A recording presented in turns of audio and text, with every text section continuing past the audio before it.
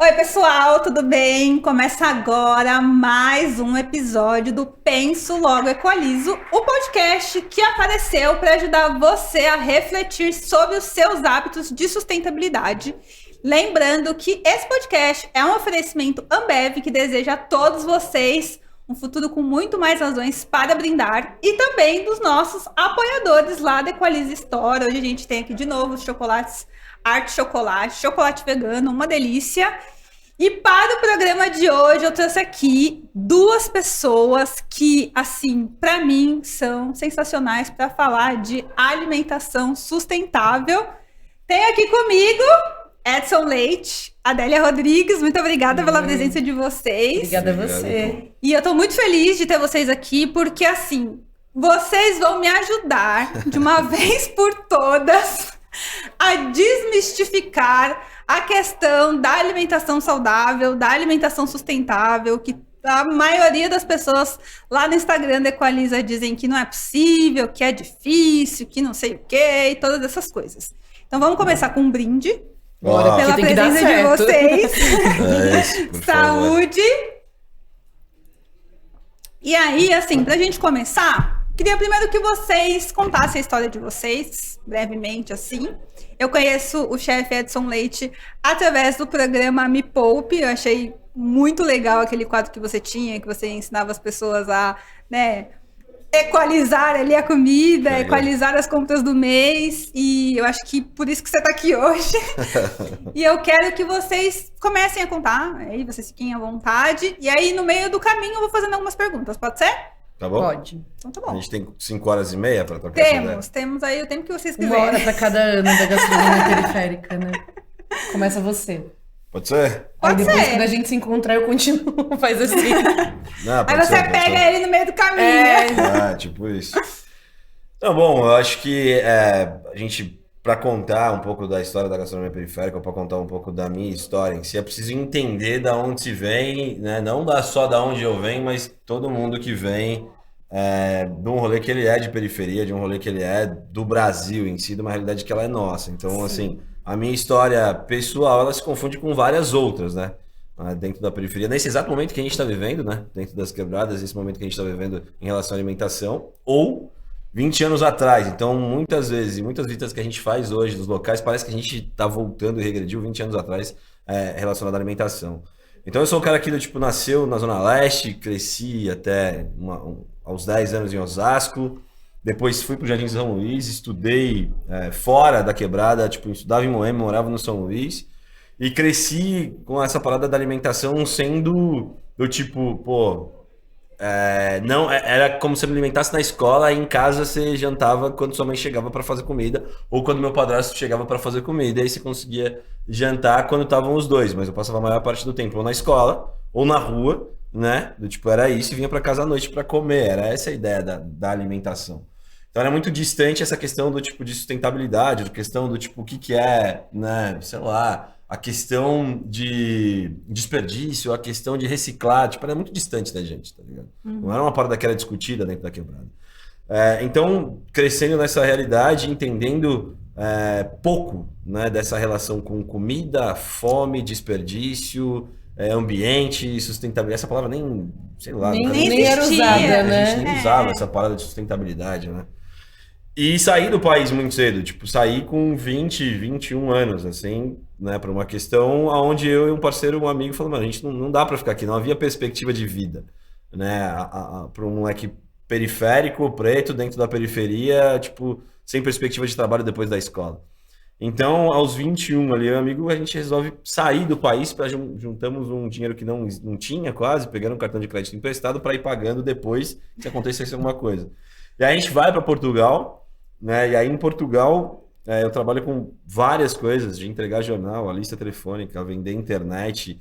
E ali eu começo a entender um pouco mais sobre alimentação e um pouco mais sobre desperdício, um pouco mais sobre reciclagem, inclusive. Porque tipo, todos os lugares você tem um ponto de reciclagem, né? E aí se você não separa seu lixo, seu vizinho vem na sua casa, sabe? Tipo, umas paradas são assim. Eu não estava acostumado com isso. Então, tipo, bate na sua porta e fala, ô vizinho, tipo, vai lá, velhinha lá. Nossa, que lindo isso. Vai Meu lá, Deus. ô vizinho, você quer, precisa separar. Aí você tem que colocar o saco certo para você levar lá embaixo e tal. Então, tipo, Era uma parada que ela é muito quase que um polícia da reciclagem ali.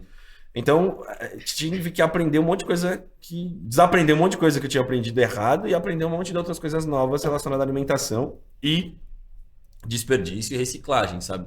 Ali. Então, foi uma escola. Portugal foi uma escola para mim. Aí fui para dentro da cozinha, né? Tipo, lavando pratos, depois cozinhando. Depois eu descobri que era aquilo que eu queria fazer, era cozinhar. Mas você foi cair né? na cozinha por acaso ou você já gostava disso? Não, eu nem sabia que eu gostava de cozinha. Não? Eu apareci na cozinha por acaso. Não, eu fui parar porque eu precisava de dinheiro, então eu fui lavar prato.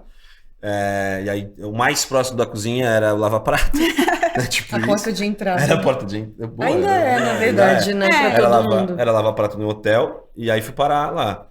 Depois fui trabalhar de garçom em outro restaurante, e aí depois fui entender que eu queria cozinhar. E aí fui parar em outro restaurante como cozinheiro, e as coisas foram acontecendo. Mas eu tenho uma coisa, até hoje, assim, né? E eu e a Adélia somos amigos há muito tempo e a gente conversa bastante. Assim, eu tenho uma coisa que ela é muito real, que é assim, eu não consigo fazer algo que alguém me falou que eu sou, sem eu ter feito. E aquilo me incomodava muito, do tipo que eu fui virar um cozinheiro, ou um chefe de cozinha, sem nunca nem ter entrado numa cozinha, sabe? Então, tipo, eu precisava estudar, eu precisava falar para as pessoas do tipo que era real, e não era para mim naquele momento, que era um moleque que tinha 23, 24 anos quando foi parar na cozinha, né? Hoje eu tô com 25, mentira. Aí, tipo, né? Eu nem perguntei. Não, e aí então eu precisava estudar, sabe? Eu tava com essa necessidade de estudar a cozinha. Mas aí eu fui estudar a cozinha de onde eu morava, né? De onde eu tava, que era a cozinha mediterrânea, europeia, portuguesa. E ainda assim de um jeito autodidata, né? De um jeito que era muito meu, do tipo, vou estudar, pega livro, pega o quê? Vai aonde eu for, não sei o quê. Fui, sei lá, estudar na escola de hotelarismo de Lisboa, escondido, sabe? Fazia essas paradas que é do tipo meu. Eu precisava arrumar uma metodologia própria de estudo, porque eu não tinha documento, não tinha nada. E a cozinha me deu isso, né? Então a cozinha me deu minha documentação, a cozinha me deu minha carteira de motorista, minha casa, minha filha nasce lá. A cozinha começa a me dar notoriedade e autenticidade num processo que nem era meu, entendeu? Mas aí eu abraço aquilo como se fosse meu, aquela cozinha. Então, tipo, aí era matérias em revistas, era coisas a qual eu só queria cozinhar depois, sabe? Eu, tipo, não queria fazer outras coisas, então eu precisava me capacitar para aquilo. E aí, vários desafios, eu saio da cozinha de restaurante para ir para a cozinha de navio, né? Então eu venho pro Brasil, descobri que eu não sei nada de cozinha brasileira, e, tipo, passo um tempo estudando coisas, inclusive do Brasil, para levar para lá. Então, tipo, feijoada e muqueca era coisa que eu fazia no restaurante onde eu tava todo sábado. Eu era muqueca, feijoada, muqueca, feijoada, muqueca, feijoada, porque do tipo, era algo que eu falei, não, cara, eu preciso, né, buscar. Então eu fiquei meio que especialista nas duas coisas, inclusive. E aí depois fui pro navio, saio do navio, volto pra Europa, com uma coisa, tipo, muito perdida, assim, não sabia o que eu tinha que fazer, tava com 2 cirurgias na coluna, uma para eu fazer e a outra já tinha feito, mal, e aí resolvi voltar pro Brasil, e recomeçar tudo de novo mesmo, de verdade, sem RG, carteira de trabalho. Eu desço do avião para ir pro hospital, né, com dor, né, e aí começo a fazer coisas aqui meio perdido, tentar entender o que era a cozinha, o que eu tinha que fazer, eu não sabia realmente qual que era. Eu tava extremamente triste, assim, tá ligado? Tipo, não sabia. Então aí precisava de grana também, tinha um dinheiro guardado em Portugal, mas precisava de dinheiro aqui. E aí fui trabalhar em alguns restaurantes menores, montar cozinhas. Então montei cozinha do quiosque Brahma na Vila Olímpia, montei uma outra cozinha que era de um outro instituto para dar aula. Então, tipo, fiz algumas coisas bem bacanas, um restaurante italiano. E aí fui parar num outro trabalho que era o Clube Pinheiros, tipo, gigante, assim, como cozinheiro. E fui operar da coluna também, sabe? Então, tipo, acontecendo tudo de uma vez. E aí fui estudar também, tipo, fui estudar de verdade mesmo na faculdade, fui fazer serviço social. E aí eu comecei a entender o quanto a comida era lá importante, né? Nesse processo de direito, né? Que era aquilo, estudando, e de cozinha, de profissional. Eu falo, pô, mas peraí, cara, tipo, as duas coisas fazem muito sentido. A cozinha e a gastronomia ela não pode ser separada. A alimentação não pode ser separada do direito, que é o que o serviço social te traz. Não são duas coisas diferentes, é uma coisa só, tipo, a gente precisa garantir. Então eu estudo, e aí teve um momento, e aí são vários momentos na minha vida de quebra, assim mesmo, de saúde, que eu, num estágio que eu estava fazendo, era o último ano, né? Era o último ano, porque depois eu ainda terminei e a gente se conheceu, né? Só pra lembrar. Você ainda fazia estágio. Eu ainda fazia estágio. Aí num estágio eu bati o carro, tipo, fui parar no hospital, fiquei 6 dias internado e eu falei, não quero mais fazer isso, não quero mais cozinhar para os outros, para quem tem grana, mas tipo, era muito real, assim, tipo, eu saí do hospital e falei, não quero, e ponto, não quero. Eu cheguei no trabalho e falei, não quero mais fazer isso, e, tipo, muito natural, eu falei, não quero. Mas o que você vai fazer? Eu falei, não sei, eu sei que aqui eu não quero. E aí fui procurar outros lugares, mas já tinha anunciado que eu ia sair, né?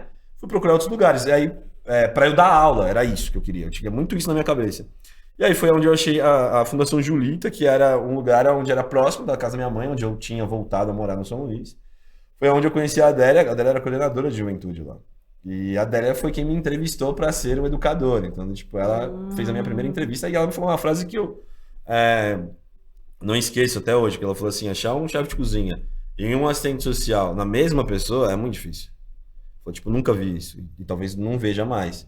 E pra mim, eu, sei lá, nem tava entendendo o que era aquilo, tá ligado? Mas ela falou, isso é muito difícil, porque você já tá aqui na garantia de direitos de jovens e adolescentes, né, que é estar nesse lugar, e você traz uma bagagem de cozinha, né? Mas eu precisava ser lapidado para isso. Não era educador. Tipo, ali. Não era educador. Eu era um cozinheiro. Formado na Europa. Do, tipo, sabe? Uma realidade diferente, totalmente, né? Do que você diferente. ia trabalhar. O que eu tinha de ligação com esses jovens e com esse local era que era do mesmo lugar de onde eu tava, de onde eu vim. Onde você mora. Onde eu morava. Né? Entendeu? Então isso era mais fácil. E aí ali começa essa maluquice toda aqui. Esse negócio todo que a gente vai contar. E aí você se encontra com ele, agora você conta a sua parte. Exato. Que a gente tá treinado já nesse processo. Um conta uma parte, outro conta outra. Eu sou, né, uma mulher que não é de São Paulo, então você sempre vive, quando você vem do Nordeste para São Paulo, você vive na periferia, né? Nunca vi ninguém vir para São Paulo e falar, vou morar em, sei lá, vou morar em Moema. Não existe isso. E vem todo mundo com, pelo menos a geração da minha mãe veio muito com aquela ideia de vamos para São Paulo. Primeiro foi para Brasília, do Maranhão e de Ceará para Brasília, para depois vir para cá, numa ideia de que aqui era um lugar de muitas oportunidades. Só que você começa a questionar para quem que são essas oportunidades, né? Para quem que elas são dadas? Porque repetidamente elas são dadas para as mesmas pessoas ou para as mesmas histórias, né? Elas vão se repetindo e o restante fica no entorno. Então, eu acho que tem muito essa configuração de que o Nordeste também, o Norte e o Nordeste também é a periferia desse Brasil. Então, a gente sempre veio da periferia, né? E acho que o grande start, assim, que me fez acordar e que talvez tenha feito o Edson também é a educação. Por isso que a gente trabalha com educação. Hoje em dia eu estudei numa escola que chamava Solano Trindade, no Jardim Boa Vista, na periferia da Zona Oeste aqui de São Paulo, numa configuração que adulta eu fui entender que era muito importante viver, mas criança, você não quer passar por coisas que você é obrigado a passar. Então, existia uma necessidade, eu era alguém que cozinhava sempre, eu sou a filha do meio, entre 9 crianças. Os filhos da minha mãe, do primeiro casamento, os filhos do meu padrasto e depois os filhos que ela teve. E aí, assim, ou você espera a sua mãe, como o Edson falou, para poder se alimentar, ou você se vira. Eu sempre gostei mais de me virar. E o repertório alimentar da minha família era muito assim, a gente vai pra cozinha e aí cozinha o dia inteiro, né? Eu tenho uma tia que ainda mora em Brasília, que eu falei que agora em janeiro eu vou visitá-la, eu falei assim, já prepara, porque é só uma substituição, você termina de cozinhar uma coisa, todo mundo terminou de comer, ela bota outra coisa, e aí vai indo, né? Tipo Minas Gerais, é assim, né? Total, a gente vai só trocando os pratos, né? Mas passa o dia inteiro ali. A mesa é no quintal, já precisa nem ter que ir em lugar nenhum, você já fica ali e vê o dia inteiro passar no quintal. E aí eu tinha essa coisa de já cozinhar desde os 10 anos, mas não com o prazer, muito mais com a questão do poder. Porque quando você sabe cozinhar, mesmo que eu tivesse 10 anos, se eu ficasse brava, eu não cozinhava para ninguém comia. Então eu entendi o poder que tinha você saber o que você fazer para as outras pessoas ou para si mesmo, né? Se alimentar. Porque a comida também é uma reunião, né? É um momento de reunião, né? Ela pode ser, mas eu contei essa história de vir para São Paulo porque eu acho que tem características que uma cidade muito grande, muito acelerada como essa, tiram da gente. Essa é a história romântica ou é a história de um tempo mais lento? Em Brasília, o tempo é mais lento. Sim. Né? No Nordeste, o tempo ele No passa Mato de Grosso um do outro Sul é mais jeito. lento. Você acorda muito cedo, a cadência dele é outra. Aqui em São Paulo é tudo muito acelerado. Então, não necessariamente você come todo mundo junto. Eu lembro que enquanto não tinha TV, depois a gente foi melhorando de vida, mas enquanto não tinha várias televisões, você tinha que comer e depois você ia negociar quem ia assistir naquele momento. A partir do momento em que isso fica mais acessível, e que bom que fica mais acessível porque as pessoas precisam ter escolhas, o grande lance de você ter uma TV em cada cômodo da casa faz com que as pessoas se alimentem sem nem ver o que está dentro do prato. Não é nem que ela não está olhando para outra pessoa, ela só tá botando alguma coisa para dentro. E aí eu estudei numa escola muito legal que chamava Solano Trindade, que é um poeta muito importante, que é alguém muito importante da cultura brasileira, e eu tive uma professora maravilhosa que ia para a África sempre e contava as histórias, e aí a gente ia vendo que a educação ela possibilitava você ir muito além, né, do que aquele lugar, mundinho, né? do que aquele lugar. E quando eu entrei na faculdade, fiz psicologia. Quando eu entrei na faculdade, eu tive um grande choque de realidade, porque eu já não morava mais nessa quebrada, já morava mais para a região do Butantã, mas ainda assim, eu estudei numa faculdade caríssima, assim, que não conversava com o universo das pessoas. Eu tinha 17 anos, imagina que a maioria das pessoas estavam na segunda faculdade. Né? Então, entender de psicologia com 17 anos foi difícil, mas também foi uma coisa assim, meu olhar estava mais atento, mais investigativo.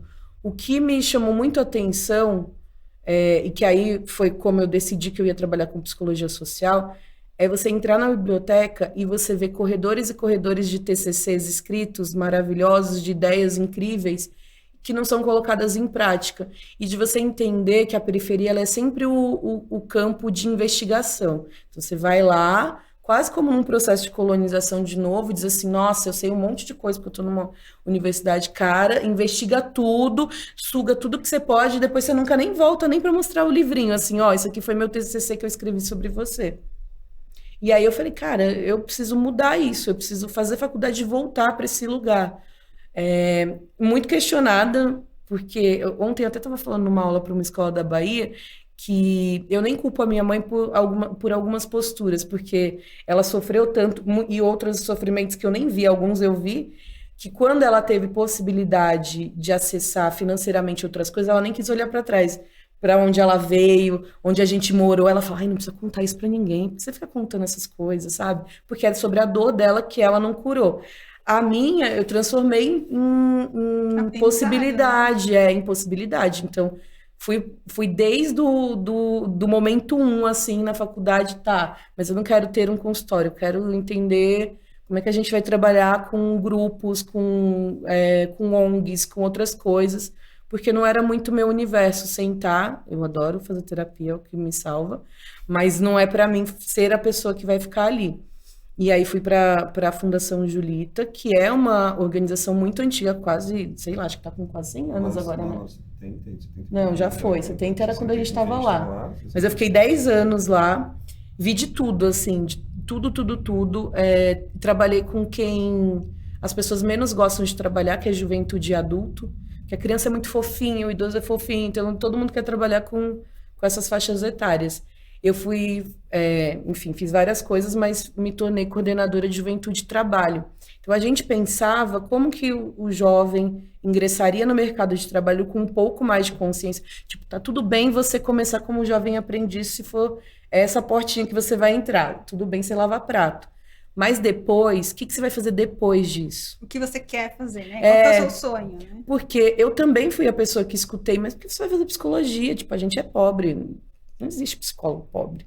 Tipo, sabe, no imaginário das pessoas, vai estudar administração, vai estudar, sabe, as profissões seguras, as profissões seguras, né? E aí, quando a gente se encontrou, eu já estava um bom tempo na Julita, mas acho que foi uma coisa de um frescor mesmo, de alguém pensa, a gente é muito diferente, mas alguém pensa muito parecido comigo sobre o que a gente pode criar aqui de possibilidade. A gente não quer escolher pelo outro, pelo jovem ou pelo adulto, e dizer para ele, você só tem esse caminho.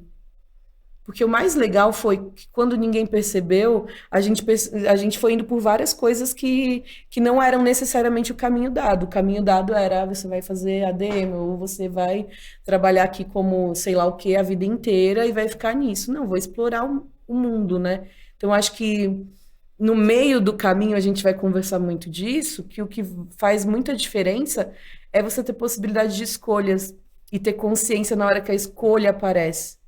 Mas para isso tem todo um preparo, assim, tipo, e o que preparou a gente talvez não tenha sido a consciência das nossas famílias, né? Acho que foi muito mais o processo da escola, né? Você estudar fora, pegar o ônibus, falar, essas pessoas são diferentes, por que as pessoas maltratam as outras dentro do ônibus? E quem não maltrata, por que tá tratando diferente? Por que eu como isso? Por que todos os dias na saída da creche a mãe tá esperando a criança com o salgadinho e o refrigerante? Que tipo de compensação emocional é essa? Assim, pô, fiquei o dia inteiro longe de você. Ela sabe que na creche a criança comeu 5 vezes.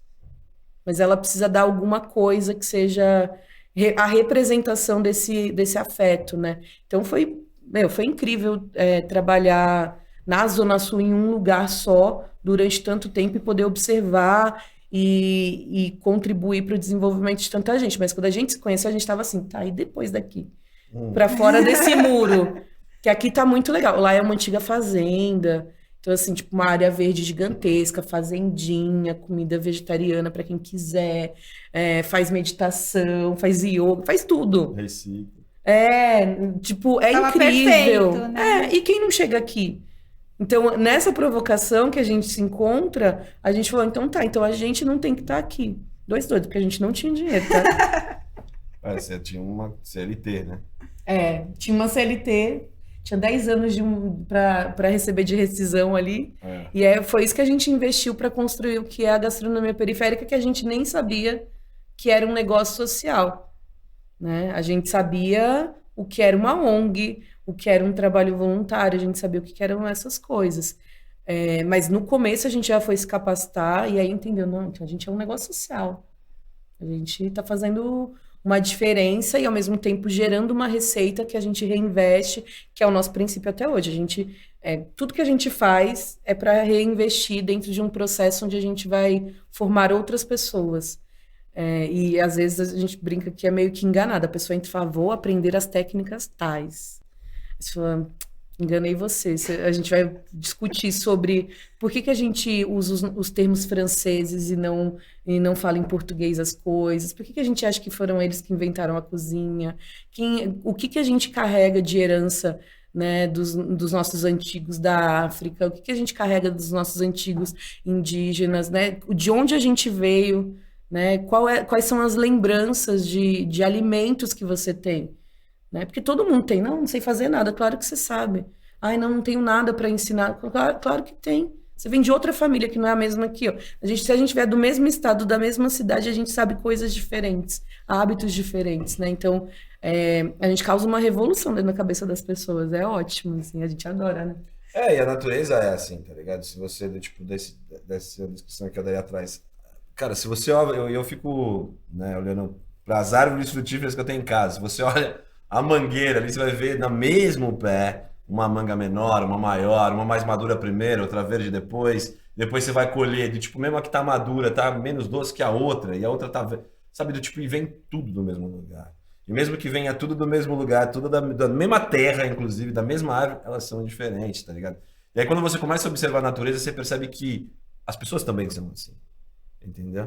As pessoas, elas podem vir do mesmo lugar, da mesma família, da mesma casa, mas elas são diferentes, e elas precisam ter necessidades diferentes, tempos diferentes, entendeu? Ensinamentos e aprendizados diferentes. Né? Então, tipo, a natureza ela é tão perfeita dentro desse... Parece conversa de evangélico, né? A gente tá meio quase esotérico hoje. Tipo, tá bom, né? E aí...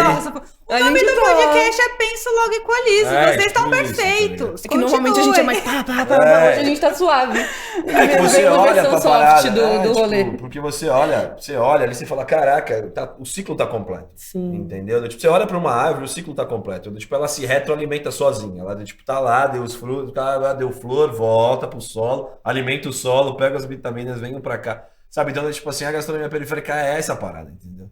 Aí, tipo, onde a gente consegue pegar o que tem ali, fazer essa fotossíntese num negócio para que ele funcione, tá ligado? E para que essas pessoas colham os frutos ali. Eu acho que é uma boa metáfora isso, entendeu? Pra que as pessoas que estão onde então, mais pra tem, colocar. pensando assim, concentração de vida, né? Quando eu falei sobre Sim. o que a cidade faz com a gente, é que a gente fica tão acelerado que a gente precisa de padronização de todas as coisas, né? Para não ter que pensar. Se a gente for todo mundo igual, eu não tenho que me preocupar sobre entender quais são as suas necessidades. Então, meio que o sistema vai moldando a gente para tentar ser parecido, né? Isso vai gerando mais doenças, porque você nunca vai ser, né? Assim como a natureza também não é. Pois é. E aí você fica lá, pô, a cenoura saiu com 2 negocinhos, ai, não quero, porque ela é imperfeita. Tá, mas ninguém é Mas igual. é uma cenoura, gente. Mas ninguém é igual. Por que que a gente vai olhar para as coisas que a natureza entrega e diz, não, você tem que ser padronizada? Ela não é. Inclusive, porque se ela se irritar, ela não te dá nada, né? Pois é. Bom, aproveitando agora, depois dessa história linda aqui, que eu fiquei até emocionada de verdade, porque eu vi muitas coisas até da minha família mesmo, assim, igual você falou, às vezes a minha mãe não queria dizer tal coisa, né? Meu pai falou para fazer tal Sim. coisa, que é bem basicamente o que aconteceu comigo, né? E eu queria meio que vocês ajudassem o pessoal da Equaliza a entender e também a desmistificar a alimentação. Porque acho que assim, hoje em dia, né, em pleno 2022, as pessoas ainda elas não conseguem entender o poder da alimentação. E como vocês explicaram aí, a gastronomia periférica ela existe para isso, para mostrar que sim, você consegue aproveitar o todo, você consegue fazer outras coisas a partir do que o outro sabe, do que você sabe. Então, assim, vocês acham que é possível?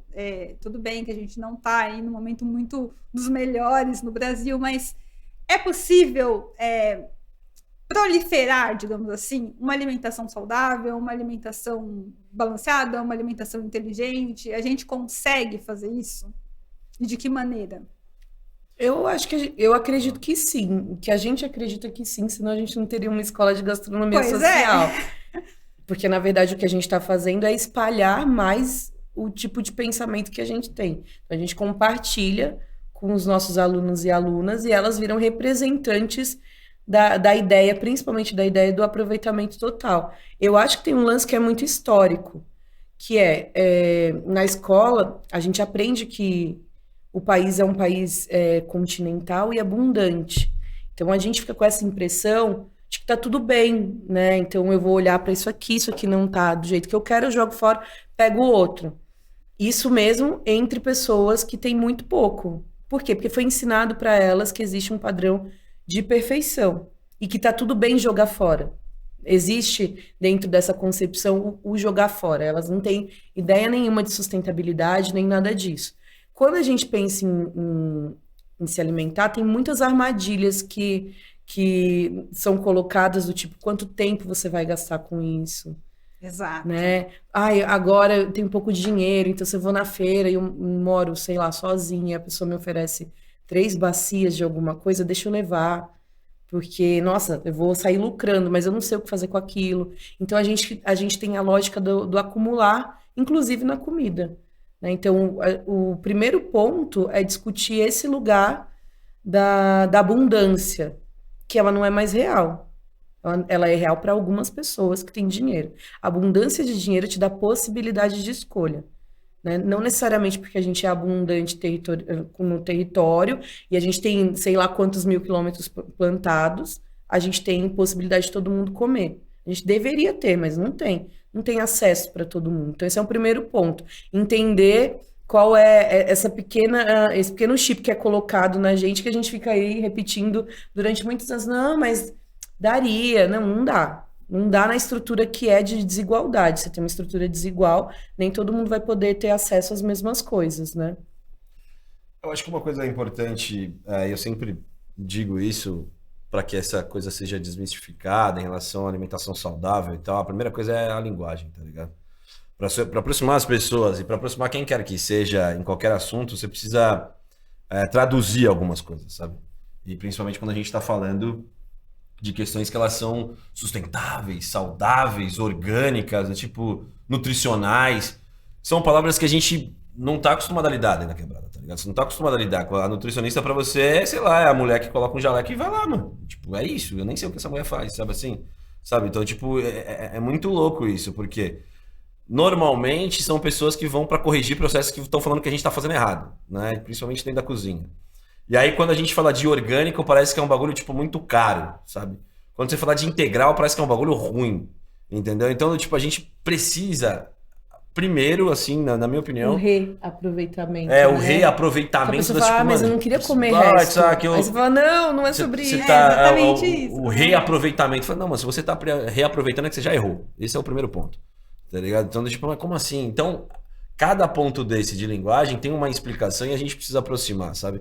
Então, quando a gente está falando, né, de um produto orgânico, e aí tem um parceiro meu que é o Rafa, que tipo, foi o que eu aprendi com ele, né? Eu sempre falo isso, que assim, o orgânico é um bicho na folha, irmão, ele não é idiota, tá ligado? É isso, entendeu? Porque quem come veneno é nós. Então, se tiver um bicho na folha, é porque aquilo ali tá saudável e não tem um nível de agrotóxico aonde você, certo, vai consumir aquilo. Se não tem, desconfia. É o seu selo de orgânico. É o selo de orgânico. O selo de orgânico. O selo de orgânico é um bicho na folha. Entendeu? Então não é comida orgânica, né? Sabe? Do tipo, não é isso, é comida sem veneno. Entendeu? Esse é o ponto, tá ligado? Porque se você fala comida orgânica, parece que tem que ter um selo para alguém valide aquilo que não tem, não sei o que a semente não é transgênica. Eu falei, meu irmão, só quero comer o bagulho e não ser envenenado. É só isso. Entendeu? Do tipo, não precisa abrir no barato. E eu tô dizendo nesse momento, não é que a gente não precisa falar sobre, não é isso. Eu tô dizendo que a gente precisa falar de outra forma. Sim. Que as pessoas entendam, tá ligado? Esse é um ponto. Porque o bicho, sei lá, você vê um alface andando, é pior do que se você vê o cara jogando veneno na alface. Eu falei, não, mas se eu vejo um alface andando com uma lagarta, é da hora, entendeu? Porque, tipo, minha avó falava, mas se o passarinho comer, você pode comer. Tipo, era, sabe, de sabedoria ancestral. Ela falava, se o passarinho comeu, come. Porque isso você pode comer. Você não sabia se você podia comer ou não. Mas ela, na observação dela, ela dizia. Entendeu? Se ele tá comendo e não morreu, vá lá. Meu pai falava isso. Meu pai, Entendeu? às vezes, tipo, pegava um doce que tava com formiga. Falava, não quero comer esse... Ou qualquer coisa que tava com formiga, pão, ele... Tamanduá come formiga e não morre. Por que você não vai comer? Você entende? Do tipo, como a Aí gente você vai no deixou restaurante caro, você paga pra comer formiga. Você tá entendendo? Então, tipo assim, a linguagem, então, no meu ponto de vista, ela é muito importante dentro desse rolê, entendeu? Então, ela precisa desmistificar essa parada do orgânico, né? Do sustentável. O que é sustentável, mano? Né? O que é sustentável? Tipo, como que a gente vai falar isso? Ela é estratégica, né? Porque sabe? ela é estratégica para aproximar.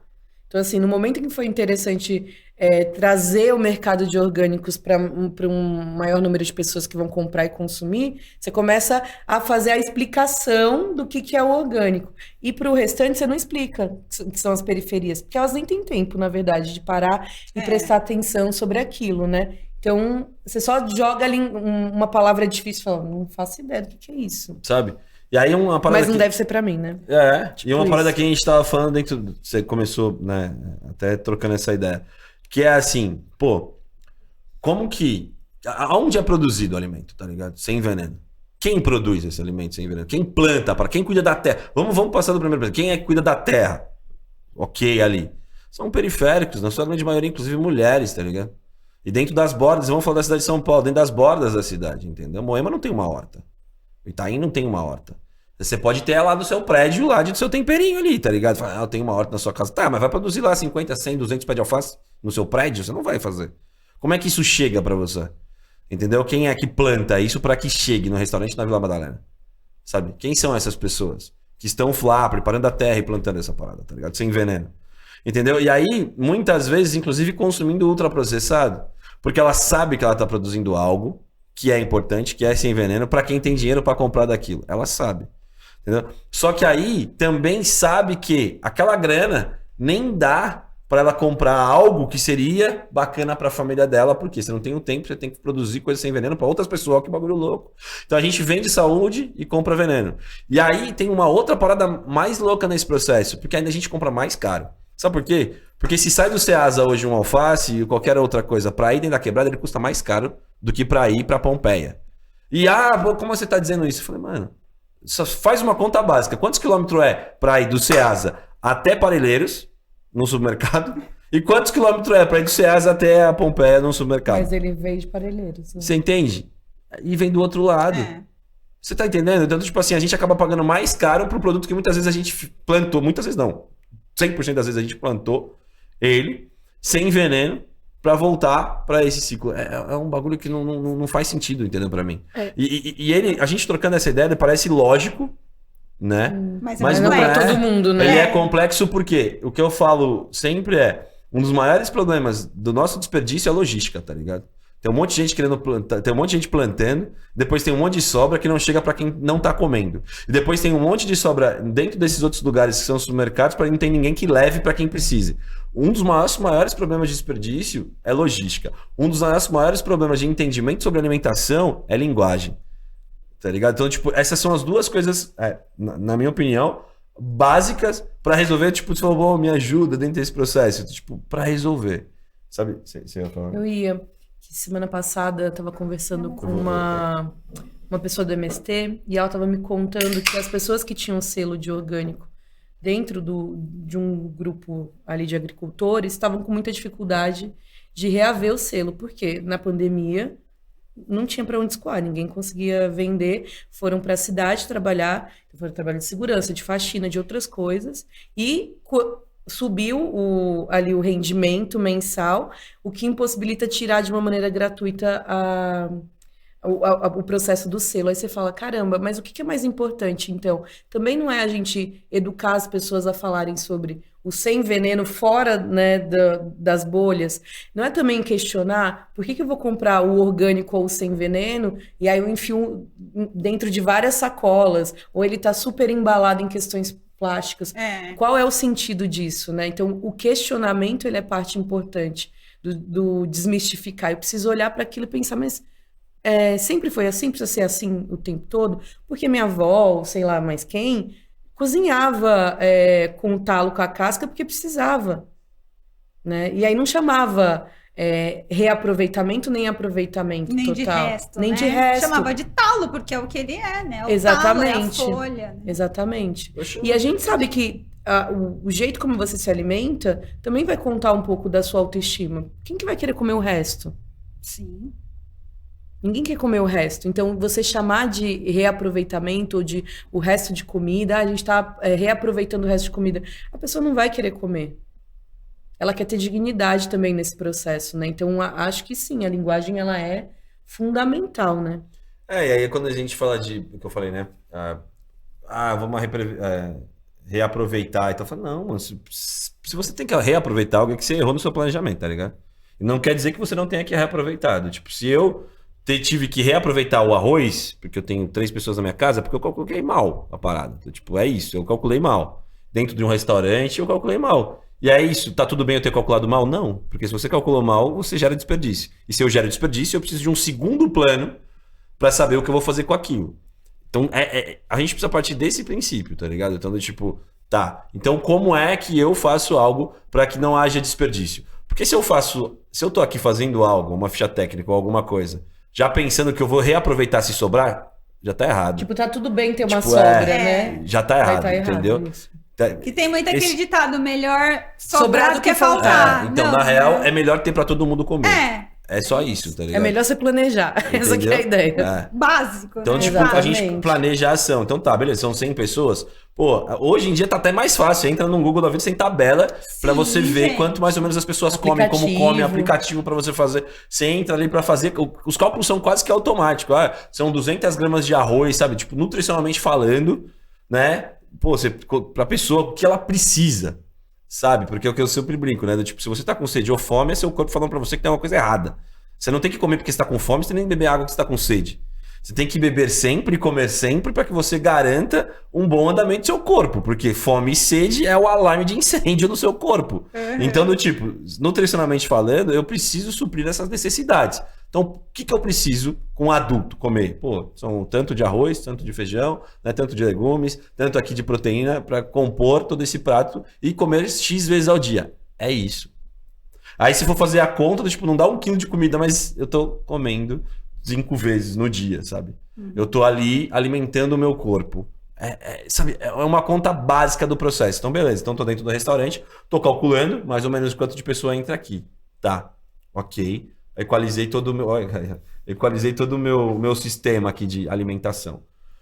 Beleza. E eu preciso ter repertório pra saber se não apareceu aquelas 100 pessoas no meu restaurante, o que eu vou fazer? Porque aí a culpa não é sua. Entendeu? Sim. Eu calculei comida pra 100, apareceram, sei lá, 80. Aí se eu preciso ter o repertório pra saber o que eu vou fazer com essa sobra que sobrou de 20. Aí é sobra, não é resto. Sabe? Aí sim eu tenho que pensar num reaproveitamento. Eu não posso começar a partir de um princípio de reaproveitar antes de eu começar a me planejar para fazer. Isso é o princípio básico em casa também, sabe? Eu tenho que me planejar para ir fazer compras. Eu tenho que, tipo, a gente tem a mania de ir no supermercado fazer compra mensal, né? Do, tipo, a gente... Sempre fala Não, vamos isso. fazer a compra do mês. Que porra é essa? Né? Tipo, entendeu? O mercado fica, sei lá, 10 minutos da sua casa. Pra que você vai no mercado? Vai no mercado, tipo, sei lá, uma vez por semana, Mas isso era a duas. herança da inflação, É, né? Que os tipo, pais vamos corriam no fazer mercado lá, isso, é. antes de mudar o preço, né? É. Então, assim, 5 quilos de arroz. Eu falo, cara, tipo, você come 5 quilos de arroz? Você nem tem onde guardar, né? É. Você entendeu aqueles potes gigantescos que a gente tinha, tá? Não. Que nem come arroz todo dia, às Não, vezes. sabe? Ah, banana, tipo uma dúzia, tá mais barata. Você come uma dúzia de banana, a banana estraga em 3 dias se deixar no bagulho na sua casa. Você come uma dúzia de banana? Não, então, mano, na feira tem uma vez por semana. Pô, eu sei onde fica, então na minha casa a feira é de todos os dias, tá? Só pra eu falar. Mapeio feira. Então, tipo, não precisa, entendeu? E aí, eu planejei, beleza? Não preciso fazer isso, essa compra de bolão. E se eu fiz e errei e não consegui comer, eu também preciso ter repertório para fazer o quê? Putz, eu vou desidratar, eu vou congelar, né? Como que eu vou armazenar? Aí é técnica. Que é uma outra parada, entendeu? Então, do tipo, eu vou estudar para todo esse processo não acontecer e vou me planejar para isso não acontecer. É isso que a gente hoje, dentro da gastronomia traz, da gastronomia periférica traz, desde o princípio, sabe? Então... Que é o que influencia na nossa escolha do público que a gente Sim. quer prioritariamente trabalhar. Então, quando a gente vai selecionar para um curso, normalmente eu tenho, sei lá, 800, 900 inscrições para 120 vagas. Então, você precisa criar critérios. Antes, não, era assim, em cima. No primeiro ano era em cima, né? A gente tem, sei lá, 50 inscrições. Agora, não, 900 é coisa pra caramba. E a gente escolheu priorizar as mulheres pretas e pardas, porque são elas as lideranças de família, e são elas que primeiro vão testar essa técnica dentro de casa. Normalmente o homem está focado num desenho de carreira, onde eu vim aprender isso aqui para eu implementar naquele restaurante X que eu almejo trabalhar. Ela quer aprender para começar a testar em casa, para empreender em casa. Ela vai fazendo esse teste dentro da casa dela.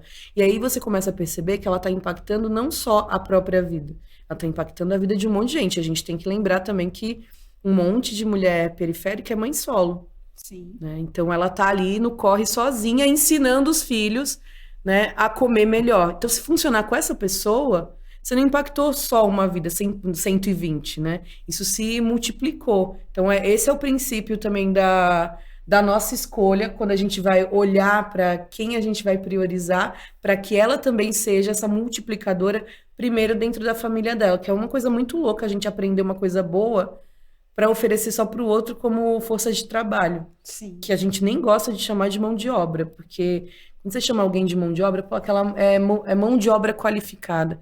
Pô, eu não sou um pedaço, eu sou uma pessoa. Né? Quando você reduz alguém a uma reprodução, né, profissional, Coisa, e né? é coisa, você vira uma coisa, você não é pessoa. É isso. E a gente quer que elas sejam pessoas, que na hora que o negócio estiver dando errado, que aí até misturando um pouco com a primeira história que o Edson contou, que era dele mesmo, pô, o cara veio com conhecimento da assistência social, do social, a vivência, né, de sobreviver dentro da Zona Sul, que não é bolinho, e ao mesmo tempo com a vivência da cozinha. Só que tipo de cozinha a gente aprendeu? A cozinha do reality show, que é a cozinha que você grita com a outra pessoa, que você humilha, que você escuta, tipo, mulheres falando, pô, o chefe passou a mão em mim no estágio, mas eu tô aqui aguentando o filme que eu preciso desse trabalho, e esse é o jeito dele me provocar pra saber se eu vou desistir. Você fala, não, isso chama assédio.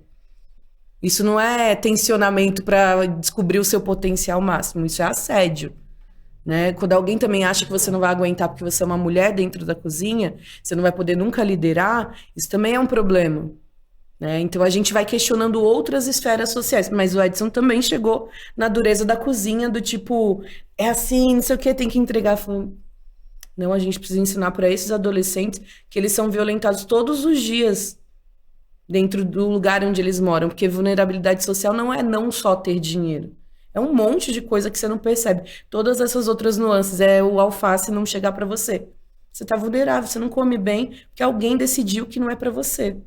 Então, eu acho que esse grande combo de se apropriar de técnica, mas aplicar em casa, e entender por que você está fazendo aquilo, e entender que você é uma pessoa, entender que você também pode educar outras pessoas do tipo, ó, entendi que eu fiz uma coisa errada, mas você não precisa gritar comigo, vamos conversar, vamos dar oportunidade para outras pessoas. Por que pessoas depois de 35 anos deixam de existir no mercado de trabalho? Né? Por que as pessoas estão empreendendo dentro das suas casas? Vamos entender de quem que essa mulher está cuidando. Provavelmente não tem creche para todos os filhos, por isso que ela está empreendendo de dentro da casa dela. Tem várias outras questões e mazelas sociais que envolvem todo esse universo da cozinha e que ninguém estava olhando. É só assim, eu tenho um monte de vaga e as pessoas não vêm. Por que será, né? Que aí também pode ser o questionamento. Poxa, mas tem comida, tem possibilidade. A gente está contando que tem possibilidade de comer diferente, né? De comer com mais variedade, de comer com mais inteligência, como você colocou. Eu sempre falo que é o comer criativo, né? Mas, olha que louco, vou falar uma coisa da psicologia que eu conto sempre. A Edson tá cansado, mas eu vou contar aqui. Pode contar. Na psicologia, a gente fala que crianças que brincavam, né, que eram criativas brincando, elas vão ser adultas que vão saber resolver problemas. Hoje em dia, a gente tem um número de pessoas adultas tipo, gigantescas, doentes, com ansiedades, com depressões, com um monte de coisa, porque elas não têm repertório para resolver problema nenhum. Elas não são criativas. Elas não são criativas na vida, elas paralisam. Tipo, veio a pandemia, pô, eu faço o quê? Continuo vivendo, me cuidando, vivendo, achando outras formas. Elas não conseguem, porque eu só sabia seguir aquele roteiro, me deram aquele roteiro para seguir. Agora eu faço o quê da minha vida? Vou ter que conviver com a família, olha que absurdo. As pessoas que não conviviam são obrigadas a conviver. E aí a gente tem até que fazer um recorte muito, muito sério, porque a casa de um periférico é uma casa dormitório. Ela não é uma casa para uma pessoa... Não tem quintal, não tem área de convivência, não tem um monte de coisa. Ela só ia lá dormir e voltava. Agora ela é obrigada a ficar dentro de casa com um monte de gente. Olha, aí você vai vendo as múltiplas tensões que envolvem. Então, olhar hoje para mulheres adultas, periféricas, né, do Brasil todo, pretas, pardas, gente que nem sabe, né, se classificar dentro disso, e criar uma possibilidade de acessar a técnica, mas também de acessar a criatividade, é incrível, é o nosso plano de guerrilha, né, para gerar outras pessoas que pensam como a gente também. E como que quem está assistindo hoje, se interessou pela gastronomia periférica, pode participar, assim, qual que é o critério de seleção, como vocês selecionam essas pessoas? Eu acho que vai ter muita gente que vai se interessar, vai conseguir entender que a gente consegue sim, se a gente for atrás, se a gente procurar saber, e por isso que eu trouxe vocês aqui. Então, assim, uma mulher, mãe solo, está assistindo a gente agora, falou, quero fazer parte, eu quero aprender com vocês. Como que eles podem? Legal. procurar? Primeiro, eu acho que tem que ir lá no restaurante que a gente tem e comer sim, da nossa comida, claro. para poder entender o conceito inteiro, assim, né? Porque lá quem está fazendo a comida são elas, né? Quem comanda a cozinha do Da Quebrada, que é o nosso restaurante, são as nossas alunas. Então, você vai materializar, vai sentir o gosto de tudo isso que a gente está falando, né? E dá um mega orgulho, tipo, ver tanta mulher preta feliz, trabalhando sem ser explorada, né? Aprendendo coisas no meio da Vila Madalena, porque elas podem estar em todos os lugares. Elas contam isso, né? Elas tiveram uma aula de café, e eu estava assistindo a aula de café delas, e elas falaram... Pô, eu entendi que eu posso ir ali do outro lado, no fulano, tomar um café também. Esse negócio é pra mim. Eu falei, exatamente. A gente não tá aqui só pra servir os outros. A gente tá aqui pra também ir lá e ter a experiência de um café. Pode ser que você não tome todos os dias lá, mas você precisa cuidar de você e ter essa possibilidade. Então, ir no Da Quebrada é um jeito de entender o que a gente faz e de se conectar. Eu falei do nosso público prioritário. A gente tem 2 cursos grandes que a gente chama, que é o Cozinha Profissional e o Cozinha Empreendedorismo. E daí a gente faz várias coisas. Cozinha Empreendedorismo com aproveitamento total, Cozinha Empreendedorismo com foco em chocolate. A gente vai modelando coisas. Mas prioritariamente para mulheres pretas, periféricas. Os homens podem participar? Podem. se sobrar vaga, a gente lê Engaixando. ficha a ficha, né, num questionário longo, assim, pra gente entender por que a pessoa quer fazer aquilo. A gente quer, de fato, colocar pessoas no mundo do trabalho com esse tipo de mentalidade. Então, se for para hobby, não são esses 2 cursos. Mas eu vou dizer que o hobby também é importante, porque o hobby é autonomia. Uma pessoa que está aprendendo a cozinhar, não para se profissionalizar, cara, ela vai deixar de pedir no aplicativo as 3 refeições por dia. Olha que autonomia, que louco. Um dia seu aplicativo parar, será que a pessoa consegue comer? Não. Então, a autonomia através do hobby é importante. Uhum. Mas aí a gente tem esses 2 cursos, e aí a gente inventou esse ano que as pessoas falam, não sou preto, não sou mulher, faço como? Aí a gente abriu cursos livres, então a gente faz cursos mais rápidos com temáticas específicas. Então esse ano a gente teve chocolate, café, que é um curso com um barista incrível, amigo nosso, e teve mais um. Marmitas e congelados. Esse foi muito interessante porque tanto pessoas que trabalhavam com marmitas, mas de um jeito meio... só tava fazendo. Tudo chamava marmita fit, mas não era fit, entendeu? Foram fazer para aprender a precificar, aprender outros jeitos de fazer marmita, né? A Ju, que é a nossa professora, mostra o custo se você usar o isopor, o custo se você usar a outra embalagem, o custo se você usar a marmita de vidro, onde você está educando o seu cliente a devolver para você também. Né? Então, isso é muito legal. E aí, foram essas pessoas que trabalham com isso e pessoas aleatórias, do tipo, eu entendi que eu tô trampando de casa, não vou voltar e quero aprender a fazer as minhas marmitas para comer bem, sem me atrapalhar durante o dia, porque eu não vou conseguir fazer almoço ou jantar. Então, tinha os 2 públicos. É muito libertador, né? E marmita é uma excelente maneira de você manter ali uma alimentação, né? Sem dar as escapadinhas, seja o iFood ou qualquer outra maneira de comer, industrializados, etc. E de você entender o quanto que rende cada coisa, né? Que senão você enche a geladeira, E o que você a tá gaveta de um comendo. monte de coisa. Você fala, tá lindo, dá pra tirar uma foto. Depois estraga tudo, porque você não come tudo aquilo, né? Olha, nem comi, olha, Exatamente. nem quis. Tô enjoada da mesma coisa. Tem que comer isso de novo. E só pra gente fechar, vamos falar um pouco do restaurante, que eu também queria, a gente até ter a presença aqui do Felipe, mas ele não conseguiu vir. Mas eu quero que vocês falem também um pouquinho de como começou essa coisa com o restaurante, de onde que surgiu o restaurante. Na outra vida. Eu já estive no restaurante, uma delícia, maravilhoso. Então fala aí um pouquinho, convida o pessoal para conhecer, você já convidou basicamente aí, mas...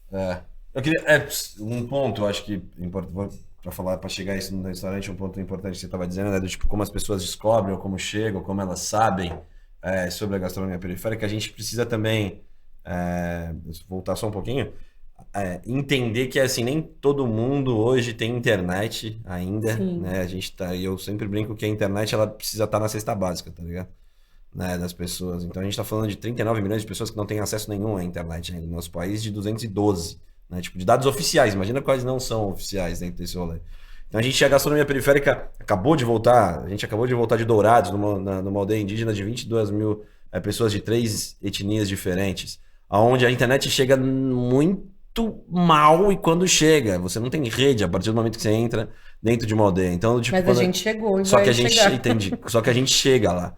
Então é importante que a gente também entenda as nuances desse país, de que cada pessoa, de cada quebrada, de cada aldeia, de cada morro precisa, né, dentro da relação de alimentação. Porque mesmo quando chega pouco, ainda chega comida, tá ligado? Ainda chega comida. Há lugares que não chega água, mas chega comida. Entendeu? Então, tipo, ou saneamento básico, né, mas chega comida. Então isso é muito importante. Aí eu sempre brinco que a estratégia gastronomia periférica é tipo meio testemunho de Jeová, tá ligado? Você não quer atender nós no domingo, mas você sabe que você olha pela janela, você sabe que tá lá fora. A gente é insistente. Entendeu? Mas você sabe que tá lá fora. Ou tipo, se você nunca leu uma sentinela, você sabe que ela existe. Não é isso? Porque você, tipo, em algum momento da sua vida, alguém te entregou uma sentinela e você fala, o que é isso aqui? Que era o livrinho do testemunho de Jeová. Tipo, que a estratégia de testemunho de Jeová é justamente você bater de porta em porta, sabe? De você olhar para as pessoas. E aí você escolhe se você quer atender ou não. Não é isso? Então é a mesma coisa da gastronomia periférica. A gente vai nessas entranhas mesmo dos lugares para que as pessoas saibam, você tem sim a possibilidade e ainda tem um poder de escolha Porque a partir do momento que você retira o poder de escolha das pessoas, você tira tudo delas. Entendeu? Tudo, absolutamente tudo, quando você tira o poder de escolha, né? Então esse é um ponto importante dessa chegada, de como pode se conhecer. Então, na rede tá fácil, você mete lá @gastronomia periférica, vai aparecer o Instagram, TikTok, o YouTube, sei lá, Link de inscrição, link tudo. de inscrição, tudo. Vai aparecer lá, o Vai site ter da uma gastronomia nova periférica, agora. né? Mas como é que você entra dentro da favela para tentar entender e para falar com aquela mãe, com aquelas pessoas que estão ali? Pela rádio comunitária, muitas vezes por um líder comunitário da quebrada, por uma liderança que é dentro desse rolê, você precisa estar ali, olho no olho, trocando ideia com essas pessoas, tá ligado? Pelo WhatsApp, tipo, sabe? Precisa estar lá. Então esse é um ponto muito importante a ser dito. Porque senão a gente só fala pros mesmos lugares sempre, né? E a relação do restaurante, né, que é a pergunta que você trouxe, o restaurante ele nasce, na verdade, na primeira ideia, assim, quando a gente se junta, se conhece, a gastronomia periférica era um restaurante escola, então, tipo, a gente recebeu um aporte financeiro de uma pessoa que ela pediu pra mim sempre, então, tipo, não fala o nome dela, porque ela pediu, falou, não precisa, mas pra gente é muito importante, e foi muito importante, porque ela acreditou lá atrás, tipo, do que a gente poderia fazer com uma escola. Ela foi, sei lá, entrou com uma BMW na favela e falou, o que vocês precisam? Eu falei, mano, de uma escola. Ela falou, do quê? De gastronomia. Ela falou, quanto custa? Eu falei, X. Eu falei, então toma o dinheiro e faz. Foi exatamente assim. Aí eu virei pra Adélia e falei, a gente tem X dinheiro pra sobreviver um ano. Tipo, era metade da metade do que a gente ganhava em outros lugares. Eu falei, vamos fazer? A Adélia falou, vamos. Eu falei, então é isso. Então a gente vai ter que reduzir tudo e gasto de tudo. Então a gente pensa nesse restaurante, né, nesse restaurante escola, num outro lugar que era de uma outra parceria, que era um bar. A gente transforma esse bar num restaurante escola com uma turma de 20 alunos, que se formam 15, então uma das menores taxas de evasão no curso de gastronomia, e ainda a gente mantém isso, uma das menores taxas de evasão nos cursos de gastronomia, na gastronomia periférica. E a gente forma essa turma numa cozinha que nem existia até então. Tipo, foram 4 meses para ficar pronto uma escola, mas essas pessoas estavam sendo formadas num curso de gastronomia, primeiro na toda a parte teórica, para depois entrar numa cozinha. Então esses alunos também são muito importantes, que eles acreditaram numa escola de gastronomia que não existia. Era uma sala, sem cozinha, sem fogão, sem lanche. A gente ia amarrando com uma hamburgueria de um parceiro que mandava hambúrguer todas as quartas, com um lanche de um que ia trazendo o outro. É desse jeito que nasce a escola de gastronomia. Com essas 2 pessoas dando aula de tudo e chamando convidados para darem aula. E esses alunos e alunas hoje são, tipo, de verdade, quase que superstars dentro de outro rolê. Tem seus próprios negócios. Os 15 trabalham com a gente. Ou trabalham com a gente. Os 15 estão dentro da área de gastronomia, que é uma outra taxa gigantesca. Sabe? Que não havia um processo como há hoje na gastronomia periférica, sabe? A gastronomia periférica são 25 pessoas trabalhando, né? Diretamente, fora os indiretos de jurídicos e outros professores que são, né, contratados. Então, assim, é muita gente dentro desse universo da gastronomia periférica que nasce com um restaurante escola. Que a gente depois percebe que a gente não estava também preparado para ter um restaurante escola. A gente precisava ter uma escola primeiro, né? Então a gente vai para uma escola municipal, né, com uma outra parceria, num espaço público, monta uma cozinha do zero. A gente é maluco mesmo. A gente monta uma cozinha do zero, reforma essa cozinha, né? Tipo, paga um pedreiro para fazer a cozinha sem dinheiro, captando ali, fazendo eventos, igual maluco, todo evento, todo final de semana, juntando dinheiro, para reformar essa cozinha em parceria com a escola, com o pedreiro reformando. E com algumas marcas. E algumas marcas que vieram ali naquele princípio acreditando nisso. Né? Então, do tipo, sei lá, Nespresso acreditou no início, sabe? Ali, o Instituto GPA acreditou, e depois veio o Carrefour acreditou lá atrás, sabe? E são marcas importantes, a Barilla acreditou, a Fundação Tid Setúbal acreditou, né? A Continental acreditou dentro do nosso canal. Então são marcas que a gente sempre falou que não eram patrocínios, eram investidores, mano. Eles investem em pessoas, não é investir para ter retorno financeiro.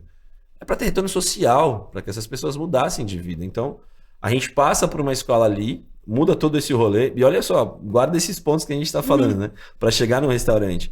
A gente depois vem para uma pandemia, cria um curso em EAD, que aí sabe o que a gente fez no primeiro ano? Além de ter 2.000 famílias durante 6 meses recebendo cartão, alimentação, em parceria com essas marcas, alimentação, porque eram 2.000 famílias que infelizmente a gente teve que escolher para receber durante 6 meses a alimentação. A gente criou um curso em EAD.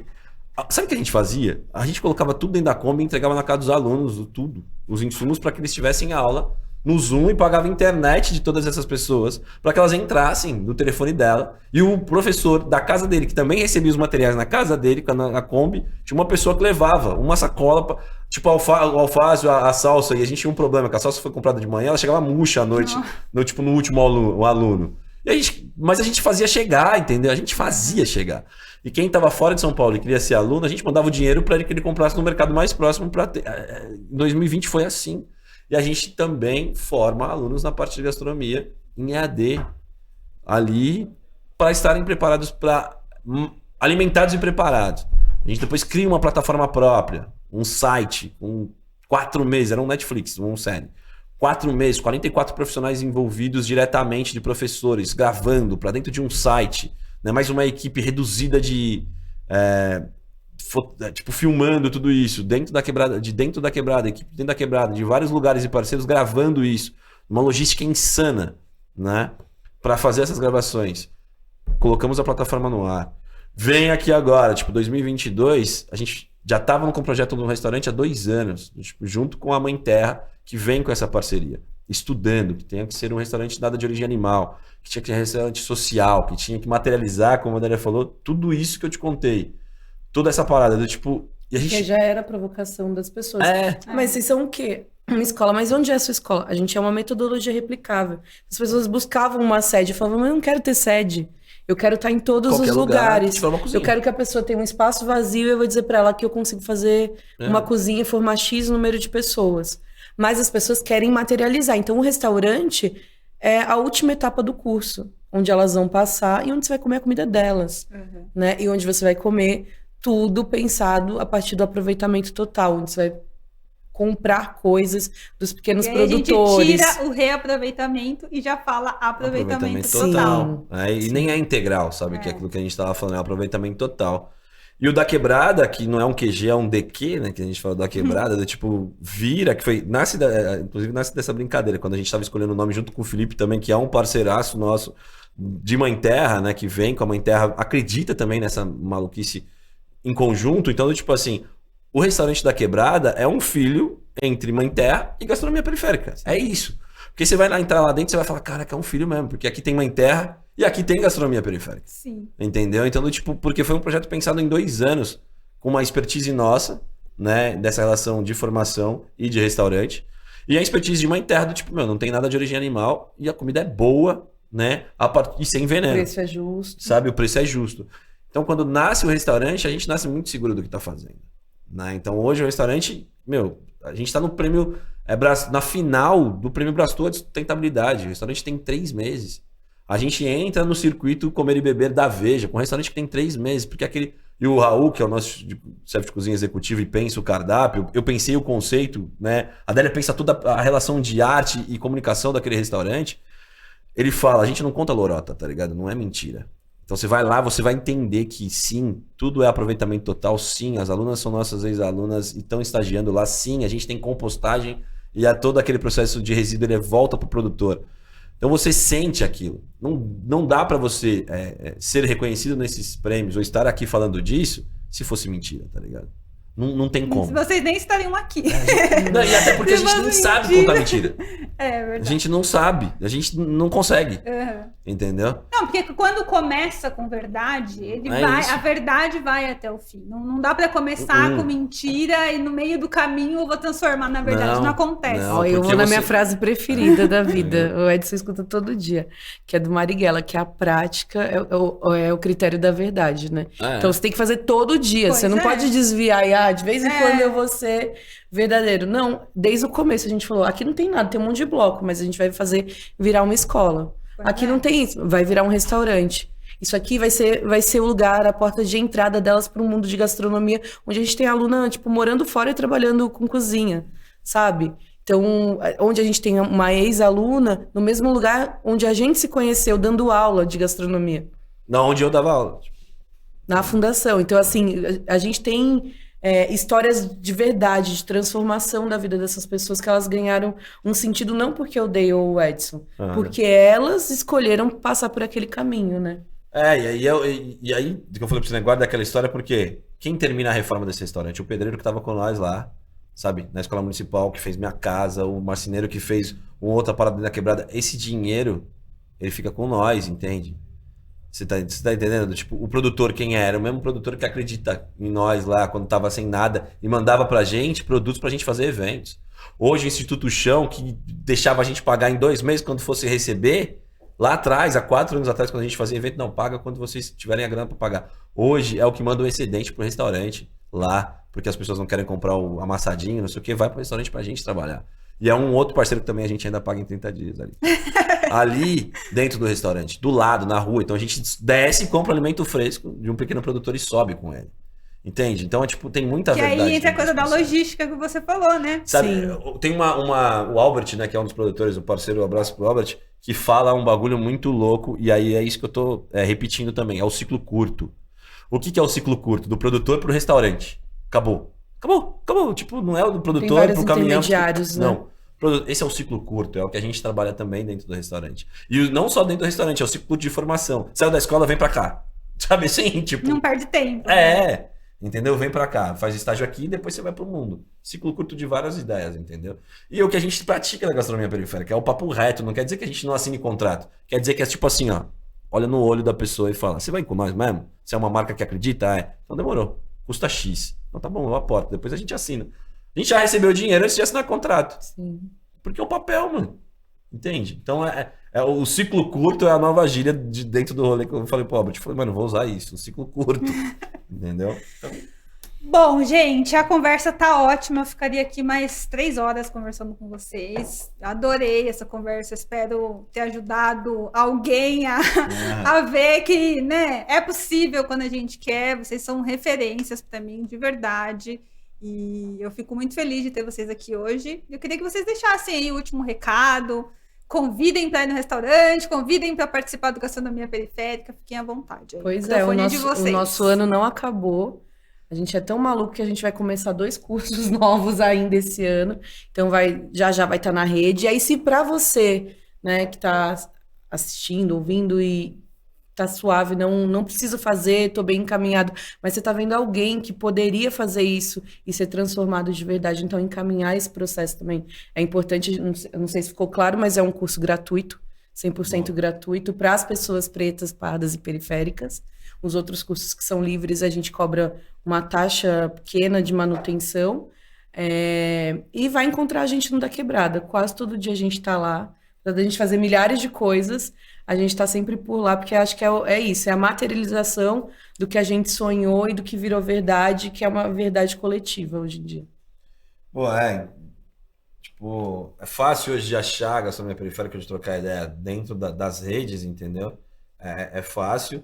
E aí eu quero sempre bater na tecla do tipo, pô, deixa eu me aprofundar, né? A gente tá em todas as plataformas e alguma vai chegar na quem tá ouvindo a gente de alguma maneira, sabe? Seja no YouTube, seja, sei lá, no TikTok, seja no Instagram, seja no Facebook, que, putz, a Quebrada usa o Facebook de uma maneira ainda gigantesca, né? Então, procurem saber o que a gente faz real, porque alguma coisa vai encaixar. Ou é só para comer, ou é para formar, entendeu? Ou é só para ver e se entreter, sabe? Ou se é para trocar ideia. Ou para Alguma coisa. entender Ou pra também, né? entender Eu o acho que o processo, mais sabe? importante, assim, e repito, por que que eu trouxe vocês aqui hoje, para entender a nossa realidade, como você falou no início, entender o passado, para conseguir entender o presente, para parar com essa passação de pano, que às vezes é bem irritante, de tipo, ai, não dá para fazer, ai, não posso fazer. Tá bom, não pode dar em algum momento, mas pode dar em um outro momento. Vá conversar com pessoas que possam te ajudar a fazer dar certo. Ajudem pessoas, né? Às vezes você tem uma situação muito confortável ali, mas a sua funcionária que trabalha na sua casa não tem. Então ajuda ela, mostra a gastronomia periférica para ela, mostra para sua vizinha, para seus amigos, né? Fala isso numa mesa de bar, fala sobre isso numa mesa de bar. Mas não dá pra gente só ficar querendo falar que não dá certo, quando tem pessoas que provam, assim como vocês, que dá certo, que é possível, né? Então, na individualidade talvez não dê certo mesmo, né? Pois é. Porque tudo que a gente contou aqui é feito no coletivo. As pessoas personificam muito E começou, né, só com essas 2 pessoas, mas hoje todo mundo que você chegar lá, você pergunta se é da onde? Eu sou da gastronomia periférica. Então todo mundo se sente pertencente, dono desse processo. Então, no coletivo é mais possível, né? Pois é. É isso. É isso, gente. Muito Obrigada. obrigada. Obrigado a você. Pessoal, muito obrigada por quem Tem uma assistiu paradinha até aqui. E lembrando que esse podcast é um oferecimento da Ambev, que deseja a todos vocês um futuro com muito mais razões para brindar.